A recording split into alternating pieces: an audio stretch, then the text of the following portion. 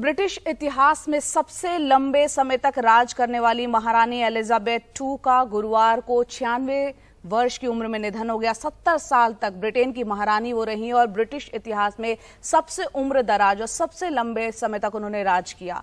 King George VI और रानी Elizabeth की बेटी थीं और ब्रिटेन की गद्दी संभालने वाली छठी महिला वो थीं। उनके बाद प्रिंस चार्ल्स अब ब्रिटेन के नए राजा होंगे। आपको बता दें 20 नवंबर 1947 को प्रिंस फिलिप से उनकी शादी हुई थी। महारानी एलिजाबेथ के शासन में 15 प्रधानमंत्री रहे हैं। चर्चिल से लेकर लिज ट्रस तक प्रधानमंत्री उनके साथ रहे हैं और ब्रिटेन में आज सभी खेलों का आयोजन स्थगित कर दिया गया है। एक पूरा शोक की लहर ब्रिटेन में इस वक्त है। दुनिया भर के तमाम लोग जो है अपने अपने तरीके से उनको श्रद्धांजलि दे रहे हैं और अपनी मां की मौत के बाद प्रिंस से राजा बने उनके सबसे बड़े बेटे 73 साल के चार्ल्स ने कहा कि मेरी प्यारी मां महारानी की मृत्यु मेरे और मेरे परिवार के सभी सदस्यों के लिए सबसे बड़ा दुख का क्षण है। पूरी दुनिया में उन्हें श्रद्धांजलि आपको बता दे दी जा रही है। प्रधानमंत्री मोदी ने भी गुरुवार को महारानी एलिजाबेथ द्वितीय को भावभीनी श्रद्धांजलि देते हुए कहा कि मैं उनकी गर्मजोशी और दयालुता को कभी नहीं भूलूंगा। एक बैठक के दौरान उन्होंने मुझे वो रुमाल दिखाया जो महात्मा गांधी ने उन्हें उनकी शादी में उपहार में दिया था। मैं हमेशा उस भाव को संजो कर रखूंगा। आपको बता दें कि महारानी एलिजाबेथ II को हमारे समय के एक दिग्गज के रूप में याद किया जाएगा। प्रधानमंत्री ने ट्वीट करते हुए कहा उन्होंने अपने राष्ट्र और लोगों को प्रेरक नेतृत्व प्रदान किया। उन्होंने सार्वजनिक जीवन में गरिमा और शालीनता का परिचय दिया। उनके निधन से दुखी हूं। इस दुखद घड़ी में मेरे विचार उनके परिवार और यूके के लोगों के साथ हैं।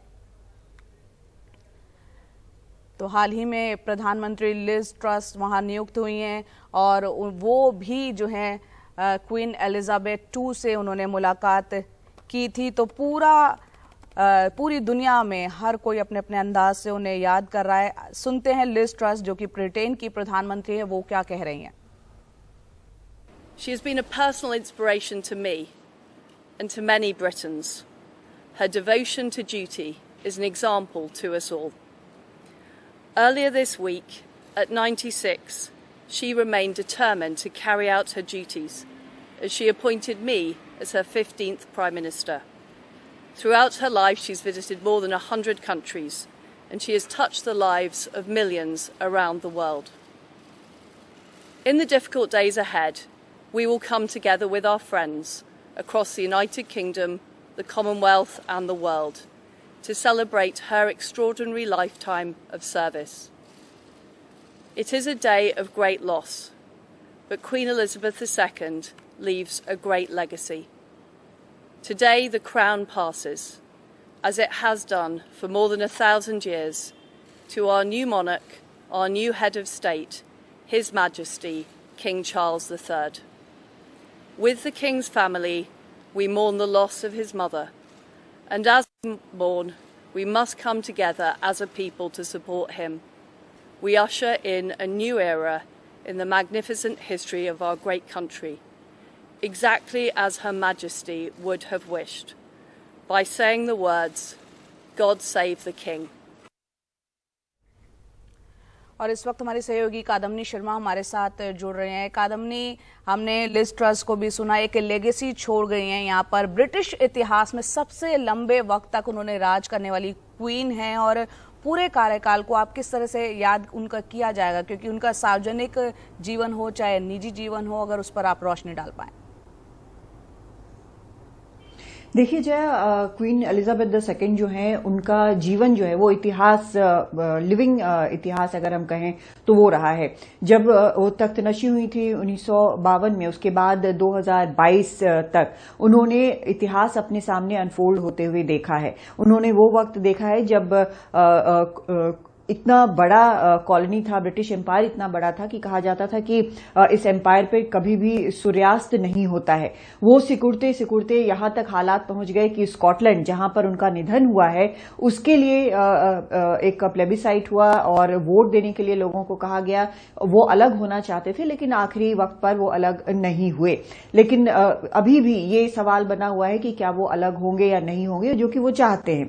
दूसरी तरफ उन्होंने विंस्टन चर्चिल से उनके बहुत अच्छे रिश्ते नहीं थे, उन्होंने वो भी देखा है। और आज जब लिज ट्रस जो है उन्होंने मंगलवार को उनसे मुलाकात हुई, जिसके बाद लिज ट्रस ने शपथ लिया। अभी आपने हमारे दर्शकों को सुनाया।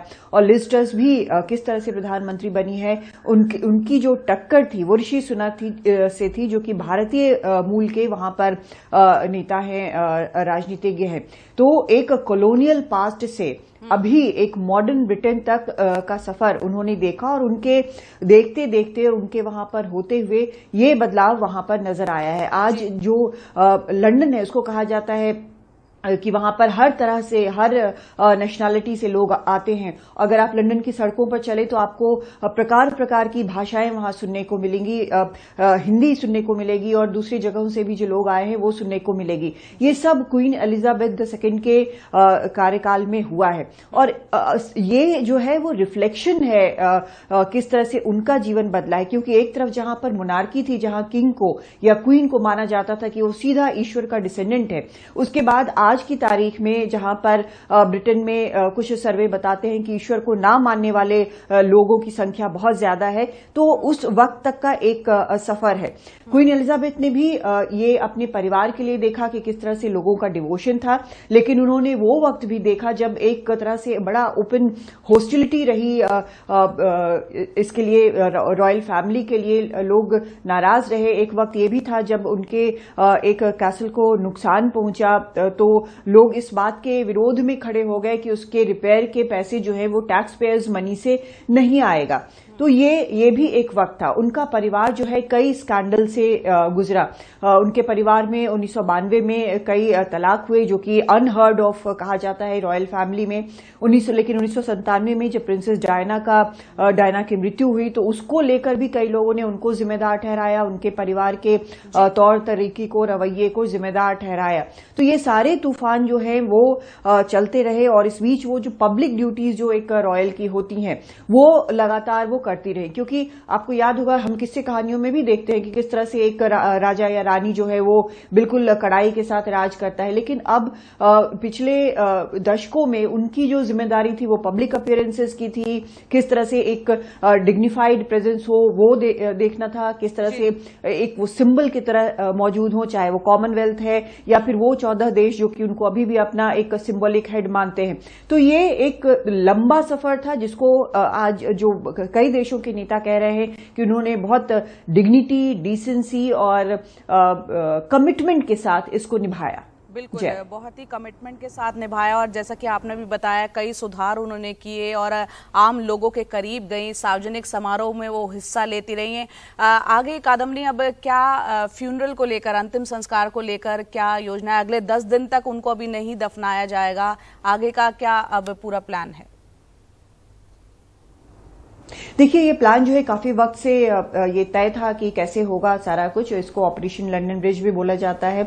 और फिलहाल स्कॉटलैंड में उनकी मृत्यु हुई है, वहां से उनको उनके पार्थिव शरीर को लेकर लंदन लाया जाएगा। वहां पर माना जा रहा है कि पब्लिक व्यूइंग के लिए रखा जाएगा।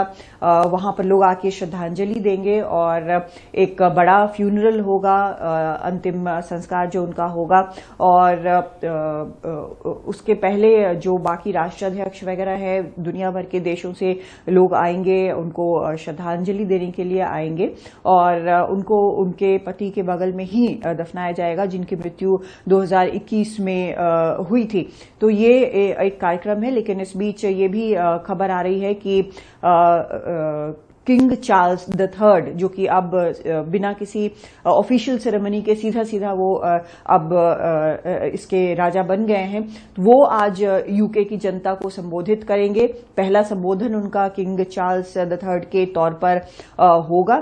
और उसके बाद ये भी माना जा रहा है कि सैटरडे को, शनिवार को, एक ऑफिशियल अनाउंसमेंट होगा कि वो अब राजा है और वो जो ईयर हैं वो वही हैं। तो उसके बाद धीरे धीरे जो डेट्स वगैरह है शायद उनका भी अनाउंसमेंट हो कि कब ये फ्यूनरल जो है क्वीन एलिजाबेथ II का वो होगा। और ये सभी कार्यक्रम जो है वो किए जाएंगे। और 70 साल का राज जो है उसमें निश्चित तौर पर उन्होंने जो भी किया है उसका रिफ्लेक्शन वो जरूर नजर आएगा। जी, बहुत बहुत शुक्रिया कादम्बनी ये तमाम जानकारी के लिए। तो यहाँ 10 दिन बाद क्वीन एलिजाबेथ II उनके पार्थिव शरीर का अंतिम संस्कार किया जाएगा और ऑफिशियली अनाउंसमेंट अभी होना बाकी है। हालांकि उनके बेटे जो हैं वो अब राजा हैं, वो अब उनकी वो पदवी उनको मिल गई है और वो किस तरह से आज संबोधन देंगे, कादम्बनी जैसे कि बता रहे हैं आज वो संबोधित करेंगे जनता को, उस संबोधन पर भी नजर आएगी।